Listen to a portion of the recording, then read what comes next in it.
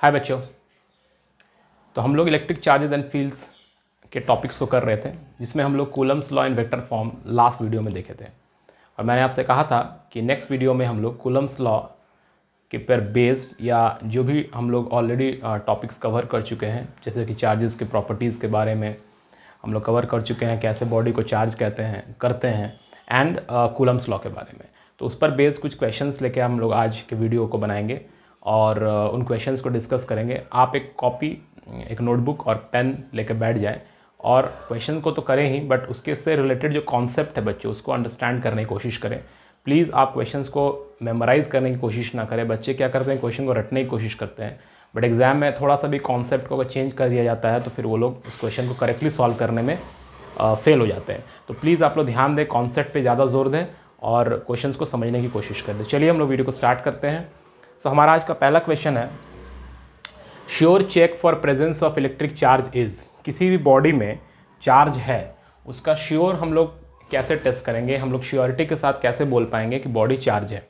तो जैसे मैंने आप लोगों को ड्यूरिंग द वीडियो या लेक्चर बताया था क्लास में कि जैसे देखिए, अगर एक बॉडी हमारा न्यूट्रल है, ठीक है, और दूसरा बॉडी अगर हमारा चार्ज है, मान लेते हैं ये पॉजिटिव चार्ज है, ठीक है, तो ये क्या करेगा, अगर हम इस बॉडी को, इस पॉजिटिवली चार्ज बॉडी को इस न्यूट्रल बॉडी के सामने रखेंगे तो इनका सारा इलेक्ट्रॉन्स इधर पुल हो जाएगा और इन दोनों के बीच में एक अट्रैक्शन होगा। हालांकि ये बॉडी अभी भी न्यूट्रल ही है, सिर्फ चार्जेस का डिस्ट्रीब्यूशन हुआ है।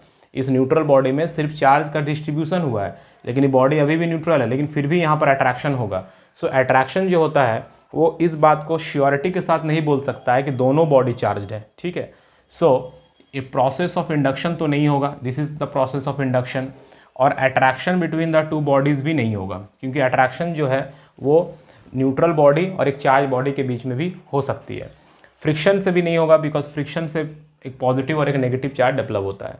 So repulsion is the sure test. Repulsion जो होता है वो श्योर टेस्ट है। मतलब अगर एक बॉडी है ए और एक दूसरा बॉडी है बी, और ये दोनों बॉडी में अगर रिपल्सन हो रहा है बच्चों, तो हम लोग श्योर हैं कि ये रिपल्सन जो है वो दोनों बॉडी में चार्ज होने के कारण हो रहा है, सेम नेचर ऑफ चार्ज होने के कारण हो रहा है, मतलब दोनों बॉडी चार्ज है। सो हमेशा याद रखिएगा, repulsion between the bodies is the surer test. दो बॉडी में चार्ज है कि नहीं है, इसके बारे में जो सबसे श्योरिटी के साथ हम बता सकते हैं जब उनके बीच में रिपल्शन होगा, ठीक है। इसको आप ध्यान रखेंगे, this is a very important concept. चलिए क्वेश्चन 2 में देखते हैं।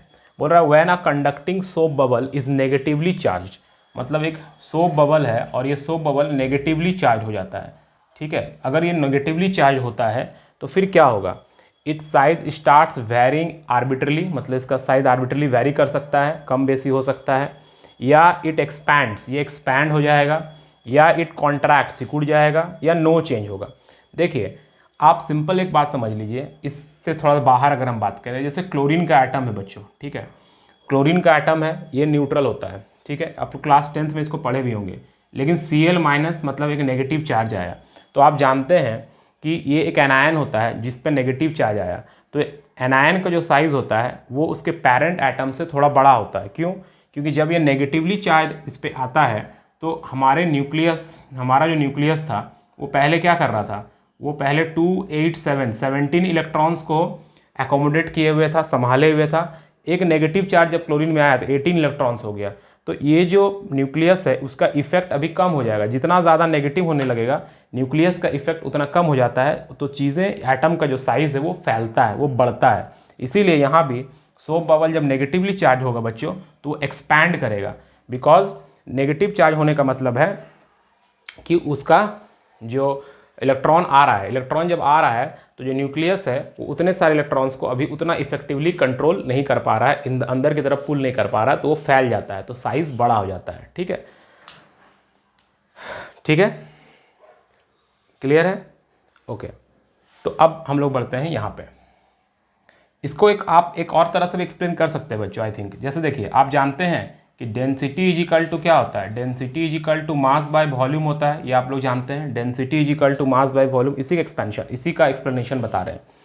तो देखिए, जब इलेक्ट्रॉन आता है इसका मतलब मास थोड़ा सा इंक्रीज कर जाएगा, भले बहुत नेग्लिजिबल हो, लेकिन इलेक्ट्रॉन के आने से तो मास बढ़ेगा ना, क्योंकि कोई चीज़ आपके अंदर आएगा तो मास बढ़ेगा, तो मास बढ़ा तो डेंसिटी तो अगर वाटर का बबल है, सोप बबल है, डेंसिटी तो एक कांस्टेंट होता है ना किसी भी सब्सटेंस के लिए, तो कांस्टेंट है।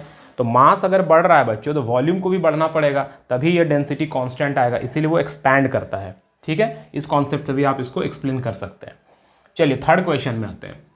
5 balls marked A to E, आपके पास 5 बॉल है, 1 2 3 4 5, A B C D और E, 5 बॉल है। ठीक है, अब बोल रहा है कि pair B and C, B और C, ये जो दो पेयर है, ये और ये पेयर जो है B एंड C, D और E में रिपल्सन हो रहा है, D और E में रिपल्सन हो रहा है, मतलब दोनों में सेम चार्ज होगा।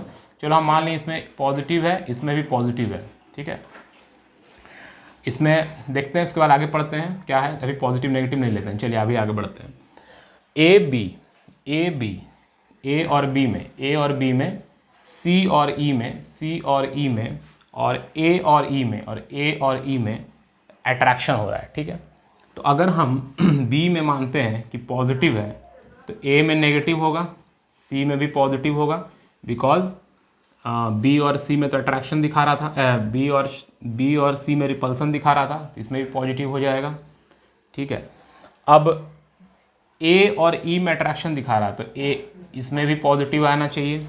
ठीक है, और देखिए डी और ई में भी रिपल्सन हो रहा था तो इसमें भी पॉजिटिव आना चाहिए। ठीक है, ओके, अब क्या बोल रहा है क्वेश्चन में, द बॉल मार्क्ड ए, जो ए है उसमें क्या होगा, ए नेगेटिवली चार्ज होगा, क्योंकि देखिए ए, एक चीज़ और ध्यान दीजिए, ए का यहाँ पे रिपल्सन नहीं है बच्चों, ए का कहीं भी रिपल्सन नहीं हो रहा है, ए का अट्रैक्शन हो रहा है। ठीक है, ए का जिसके साथ भी हो रहा है, बी के साथ हो रहा है और ई के साथ हो रहा है, अट्रैक्शन हो रहा है। जैसा कि पहला क्वेश्चन में था कि अट्रैक्शन तो न्यूट्रल के साथ भी हो सकता है, करेक्ट, इसलिए इस पर ध्यान रखिएगा। तो ए को अगर हम न्यूट्रल भी माने तब भी हो सकता है, इसको ध्यान में रखिएगा। चलिए फिर भी आगे बढ़ते हैं। तो हम लोग जो किए, ए अगर नेगेटिव है, बी पॉजिटिव है, तो ए और बी में अट्रैक्शन होगा, बी पॉजिटिव है तो सी भी पॉजिटिव होना चाहिए, तो सी पॉजिटिव होगा तो बी और सी में रिपल्सन होगा। ठीक है, ए और ई में भी अट्रैक्शन हो रहा है तो ई भी पॉजिटिव हो जाएगा, ई अगर पॉजिटिव होता है तो डी भी पॉजिटिव होना चाहिए। ठीक है, और सी और ई में भी लेकिन बोल रहा है कि अट्रैक्शन होगा, लेकिन हमारे लॉजिक से सी और ई में अट्रैक्शन तो नहीं हो पा रहा है, तो नहीं होगा।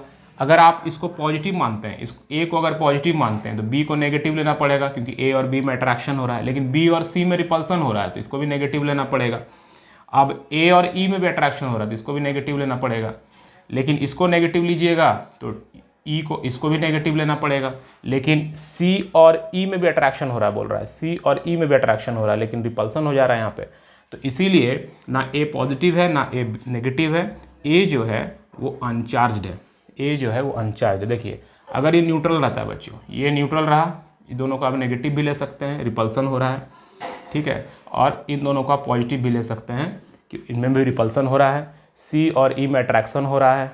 ठीक है, ए और बी में भी अट्रैक्शन हो जाएगा कि न्यूट्रल और चार्ज के बीच में भी अट्रैक्शन हो सकता है, और ए और ई में भी अट्रैक्शन हो जाएगा, सो ए विल बी न्यूट्रल। ठीक है, इस तरह से आपको कॉन्सेप्ट को समझना है। तो ये 3 क्वेश्चंस को आप कॉन्सेप्ट को समझ गए हैं। चलिए अब हम लोग आगे क्वेश्चंस की तरफ चलते हैं, इसको नोट डाउन कर लीजिए, कॉन्सेप्ट को भी समझ लीजिए, फिर हम नेक्स्ट क्वेश्चंस की तरफ चलते हैं। देखिए बच्चों, यहाँ पे एक और क्वेश्चन है, बहुत इंटरेस्टिंग क्वेश्चन है कि एक चार्ज है Q, ठीक है, is distributed between 2 bodies, 2 bodies के बीच में उस चार्ज को डिस्ट्रीब्यूट करना है, बांटना है, such that the force between them becomes maximum, मतलब उन 2 बॉडीज के बीच में आपको चार्ज को ऐसा बांटना है कि दोनों बॉडी के बीच में जो फोर्स लगेगा, वो अट्रैक्टिव फोर्स हो चाहे रिपल्सिव फोर्स हो, वो मैक्सिमम होना चाहिए। ठीक है, तो इस क्वेश्चन को आप, ये जेई में पूछा हुआ क्वेश्चन है, तो इस क्वेश्चन को आप समझने का कोशिश करेंगे। तो एक चीज़ मैं आपको बता दूं पहले, इस क्वेश्चन को सॉल्व करने से पहले, जब भी किसी कंडीशन पर मैक्सिमम या मिनिमम की बात किया जाता है, जैसे मान लीजिए कि y = 3x² - 6x है, ठीक है, हमें कहा जा रहा है कि y का वैल्यू मैक्सिमम होने के लिए x का क्या वैल्यू होना चाहिए। तो मैक्सिमम या मिनिमम के लिए हमारा क्या लॉजिक होता है कि हम लोग उस फंक्शन को डिफरेंशिएट करते हैं, ठीक है, उस फंक्शन को डिफरेंशिएट करने के बाद हम लोग उसको 0 करते हैं और फिर वहाँ से हम लोग वैल्यू निकालते हैं, जैसे यहाँ x का वैल्यू 1 आएगा। ठीक है, यही लॉजिक आपको ध्यान में रखना है। देखिए बच्चों, जब आप क्वेश्चन बनाने की तरफ चलते हैं तो आप ये जरूर जानें कि इसमें कौन सा कॉन्सेप्ट या कौन सा लॉजिक यूज हो रहा है, बिकॉज वो सबसे इंपॉर्टेंट होता है। ठीक है, तो इस क्वेश्चन में देखिए कैसे बनेगा।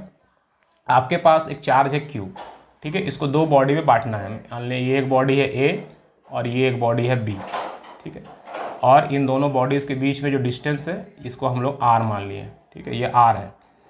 तो अब मान लेते हैं कि हम लोग A बॉडी में X चार्ज दिए, हमको पता नहीं है कितना चार्ज है दोनों में, तो A में अगर X चला गया तो B में Q माइनस X जाएगा, क्योंकि जितना बचेगा वही B में जाएगा। अगर A में X जाता है तो B में हमारा क्या जाएगा, Q माइनस X जाएगा, ऐसे बटेगा।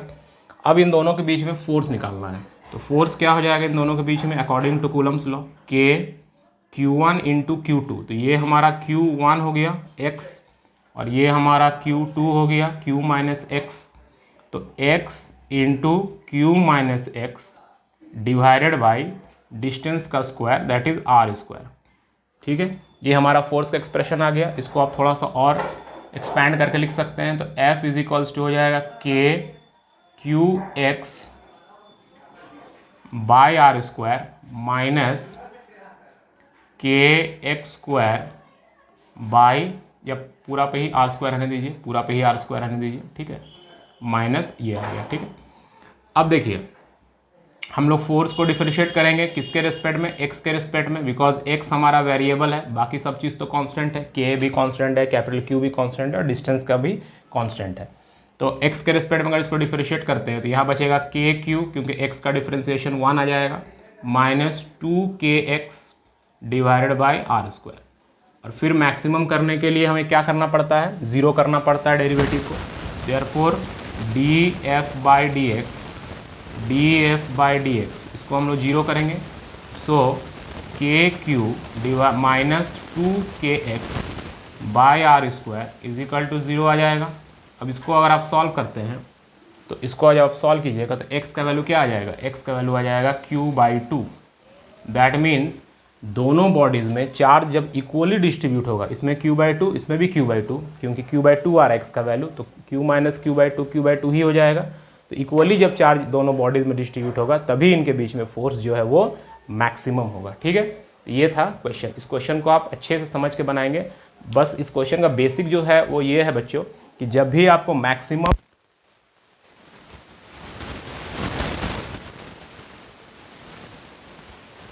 उसके रिस्पेक्ट में डेरिवेटिव करके उसको जीरो कर देना है, तो आपका आंसर आ जाएगा सॉल्व करके। ठीक है, चलिए इसको नोट डाउन कीजिए, फिर हम लोग नेक्स्ट क्वेश्चन को देखते हैं।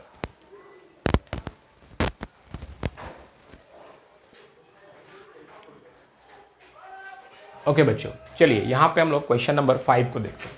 तो क्वेश्चन नंबर 5 क्या है हमारा, a point charge Q1 exert electric force on a second point charge Q2। मतलब मान लीजिए यहाँ पे एक चार्ज है Q1 और यहाँ पे कहीं पे एक चार्ज है Q2, और ये Q1 जो है वो Q2 पे फोर्स लगा रहा है। ठीक है, if a third charge Q3 is brought near, अगर यहाँ पे एक मान लेते हैं कोई चार्ज रख दिया गया Q3, ठीक है, is brought near, the electric force on Q1 exerted, electric force of Q1 exerted on Q2, मतलब ये Q1 जो Q2 पे फोर्स लगा रहा था उस पर क्या पड़ेगा, क्या डिक्रीज करेगा, इंक्रीज करेगा, सेम रहेगा, या increases if Q3 is of same sign and decreases if Q3 is of opposite sign. देखिए कूलम्स लॉ का फॉर्मूला क्या है बच्चों, F इज इक्वल्स टू, आप देखिए कूलम्स लॉ में दो पॉइंट चार्जेस के बीच के इंटरेक्शन की कहानी है। ठीक है, क्योंकि कूलम्स लॉ का फॉर्मूला क्या है, K Q1 Q2 by R square, ये कूलम्स लॉ की कहानी है। यहाँ पे आप देख रहे हैं दो चार्जेस का पेयर है, इसमें थर्ड चार्ज का कोई इन्वॉल्वमेंट ही नहीं है, कि थर्ड चार्ज के होने से कोई भी पैरामीटर यहाँ पे चेंज नहीं करेगा। ठीक है, कोई भी पैरामीटर यहाँ पे चेंज नहीं करेगा। तो यहाँ पे हम लोग देख रहे हैं कि कोई भी पैरामीटर चेंज नहीं हो रहा है, तो इसका मतलब क्या हुआ, ये चार्ज दो चार्जेस है, ठीक है, और ये इनका बीच का डिस्टेंस है, और के तो हमारा कांस्टेंट है। अब जैसे मान लीजिए अगर आप इस चार्ज और इस चार्ज के बीच में फोर्स निकालना चाहते हैं, तो F इजिकल टू क्या हो जाएगा, के Q1 Q3 bye are square.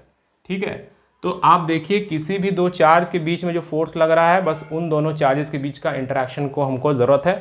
Third charge के आने से उन दोनों के बीच के फोर्स पर कोई डिफरेंस नहीं पड़ रहा है, so it will remains unchange. ठीक है, दो चार्जेस के बीच का इंटरेक्शन कहानी है, तीसरा चार्ज के आने से इन दोनों के बीच में जो फोर्स है उस पर कोई असर नहीं पड़ेगा। ठीक है, समझ में आ गया? इसको नोट डाउन कर लीजिए। ओके, अब आते हैं हम लोग क्वेश्चन नंबर 6 में। ए particle of mass m and carrying a charge -q1 is moving around a charge q2, मतलब इन अ सर्कुलर पाथ। जैसे यहाँ पे एक चार्ज है, मान लेते हैं q2 पॉजिटिव है और यहाँ पे एक चार्ज है -q1। ठीक है, तो ये -q1 वाला जो चार्ज है वो q2 के रिस्पेक्ट में एक सर्कुलर पाथ में मूव कर रहा है। ठीक है, a particle of mass m and carrying इसका मास m दिया हुआ है। ठीक है, this particle has mass m moving around a charge q2 circular path of radius r, इसका रेडियस भी r दे दिया है। तो हमें निकालना है पीरियड ऑफ रेवोल्यूशन। तो देखिए, हम लोग जानते हैं कोई भी चीज़ जब सर्कुलर पाथ में मूव करता है, अगर इसका वेलोसिटी v है तो हम लोग जानते हैं कि mv²/r that is the centripetal force हो गया। और यहाँ पर जो सेंट्रीपिटल फोर्स है वो क्यों है? अट्रैक्शन के कारण हो रहा है। Attraction k q1 into q2/r² हो जाएगा, करेक्ट। तो यहाँ पे r और r कैंसिल हो गया एक, तो हमारा v आ जाएगा k q1 इंटू q2/r और m, इसका पावर 1/2, मतलब स्क्वायर रूट करना पड़ेगा, इससे हमारा v निकल जाएगा। अब टाइम, एक चक्कर लगाने का जो टाइम लगता है उसका फॉर्मूला क्या लिखते हैं हम लोग? t = एक चक्कर जब लगता है तो डिस्टेंस हो जाता है 2πr और वेलोसिटी हो जाता है v, वेलोसिटी हो जाता है v। तो t = हो जाएगा 2πr और वेलोसिटी हो गया v। v का मतलब हो गया k q1 q2/r into m whole का पावर हाफ। ठीक है, होल का पावर हाफ। तो t = हो गया, ये ऊपर चला जाएगा 2π, r का पावर हाफ ऊपर चला जाएगा तो r का पावर 3/2 आ जाएगा। ठीक है, m भी ऊपर चला जाएगा तो m का पावर हाफ आ जाएगा और नीचे क्या बच जाएगा? k q1 q2 होल का पावर हाफ। ठीक है, अब इसमें आपका t का वैल्यू आया, ये हो जाएगा हमारा t। तो यहाँ पे अब हमें क्या करना है, इसको आप चाहें क्या निकालना था? Period of revolution. हाँ, तो t निकल गया आपका, ये आ गया t का वैल्यू। इसको अगर आप चाहते हैं तो आप k का वैल्यू को फिर लिख सकते हैं 1/4πε0। तो 1/4πε0 ऊपर चला जाएगा, सॉल्व हो जाएगा। ठीक है, तो ये हो गया इसका जनरल फॉर्मूला। k का वैल्यू आप फिर पुट कर सकते हैं 1/4πε0। ठीक है, तो ये आप पुट कर सकते हैं। ठीक है, कॉन्सेप्ट समझ में आ गया? तो बच्चों आप लोग क्या करें, इन कॉन्सेप्ट को समझते हुए आप इस क्वेश्चंस को तो बनाएं, साथ ही साथ आपके टेक्स्ट बुक में, आप जिस भी टेक्स्ट बुक को फॉलो करते हैं उसमें जो भी क्वेश्चंस है electric charge and fields Coulomb's law के बेसिस पे उसको बनाएं। अगर आपसे कोई क्वेश्चन नहीं बन रहा है तो मैंने आपसे पहले भी कहा है, फील फ्री टू व्हाट्सअप अस या कॉमेंट में भी आप पूछ सकते हैं। तो आप लोग प्लीज़ इंटरेक्ट करें और अपने प्रॉब्लम को हम लोग से शेयर करें, हम लोग हर पॉसिबल तरीका से इसको सॉल्व करने का कोशिश करेंगे। ठीक है, तो आज के वीडियो में इतना ही। अगले वीडियो में फिर हम लोग इलेक्ट्रिक फील्ड्स के बारे में बात करेंगे। तो अगर आपको लगता है कि हमारे वीडियो से आपको कुछ बेसिक चीज़ें समझने में मदद मिल रही है, हमारा पर्पस ही है आपको बेसिक समझाना है, तो प्लीज़ हमारे चैनल को सब्सक्राइब करें, ज़्यादा से ज़्यादा लोगों तक शेयर करें। थैंक यू बच्चों, फिर हम लोग नेक्स्ट वीडियो में मिलेंगे इलेक्ट्रिक फील्ड टॉपिक के साथ। तब तक आप इन वीडियोज़ को देख कर नोट्स अपना प्रिपेयर करते रहें। Thank you, see in the next video, bye.